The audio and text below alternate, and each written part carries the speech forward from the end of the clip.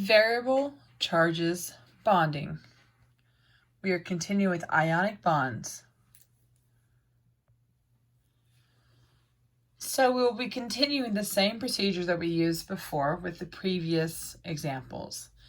The only difference is now we're working with transition metals and a few exceptions here, like tin and lead and bismuth.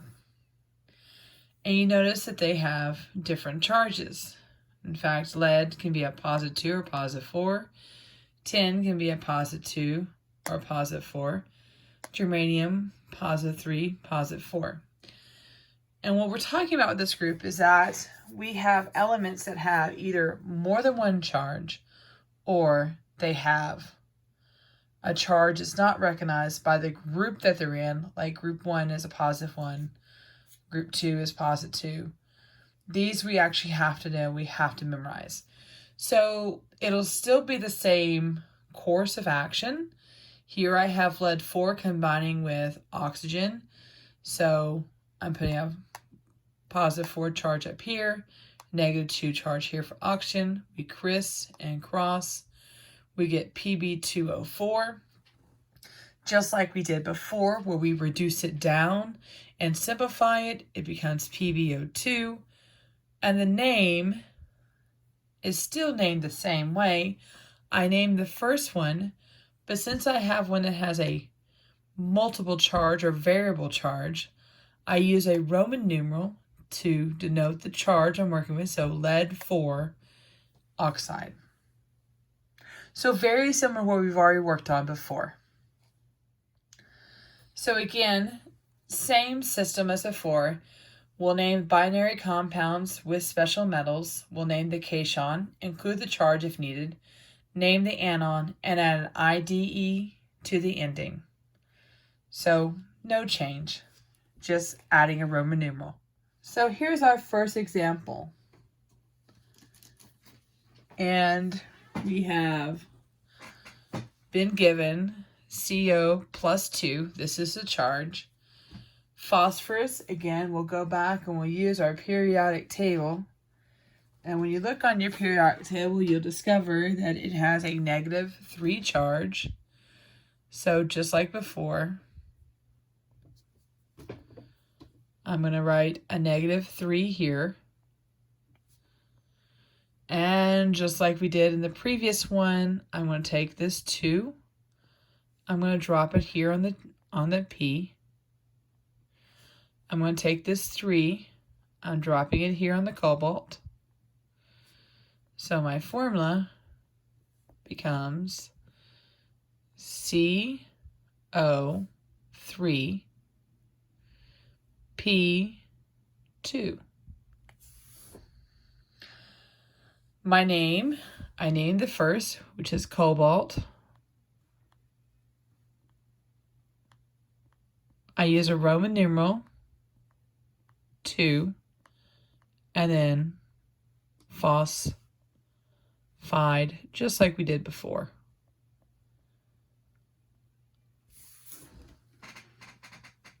So very similar to what we did before, just adding a Roman numeral. Let's do another one. So here I have iron. It has a +2 charge.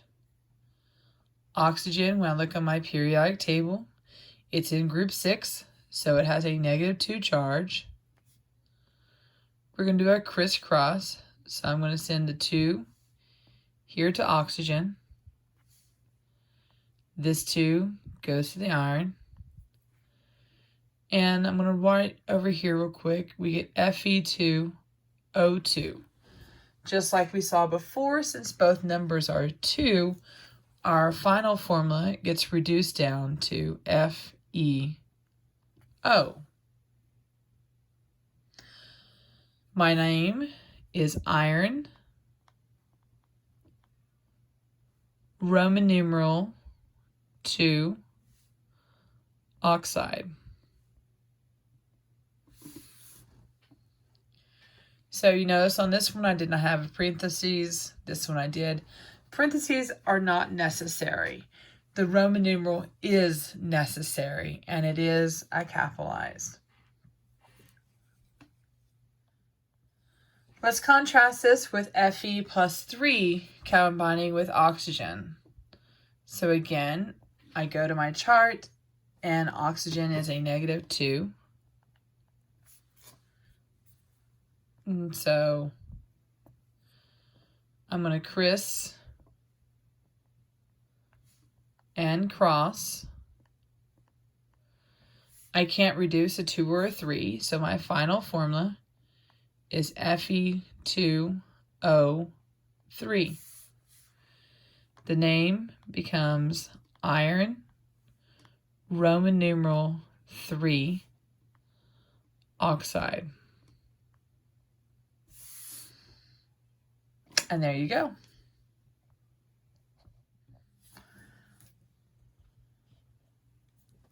Practice time.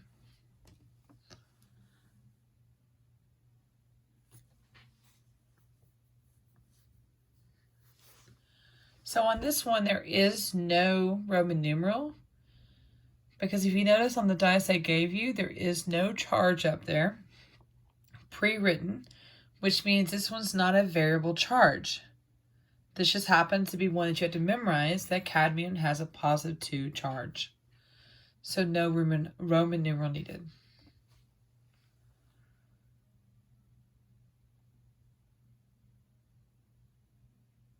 Here, we need a Roman numeral again because chromium has more than one charge. This dice happens to give us a +2 charge.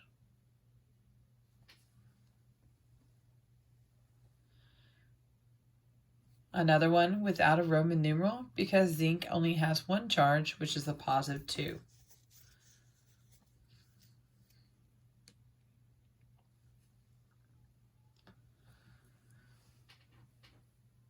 Another one without a Roman numeral. In fact, you recognize that silver does not need a Roman numeral because you guys have been working with silver nitrate in lab, and it's simply silver nitrate.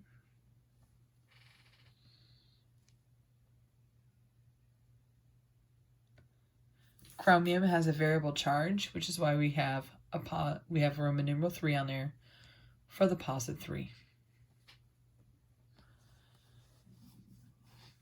Copper also has more than one charge, which is why we have the Roman numeral there. Okay, mercury is special. So on your formula chart that you have from the state of Texas, you have two possibilities for mercury, Hg2 +2, and then Hg just with a +2. So this is mercury 1 iodide. The other one is known as mercury 2. So notice I have a star on this one. I would definitely check this one before you finalize these. But you have a chart on your tax testing material that's in the folder that you also have access to that has that on there. This one has a Roman numeral because we have more than one charge for lead. Here is the other charge for lead. Yes, lead is in group 4 and happens to be one of the groups we talked about that was going to do some special stuff.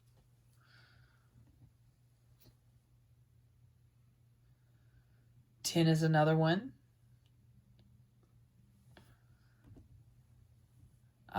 There's the other mercury, just so that y'all could see. So this one will use Roman numeral 2 to dignify which one it is. So mercury is your odd duck in all your transition metals. Cadmium again, no Roman numeral needed.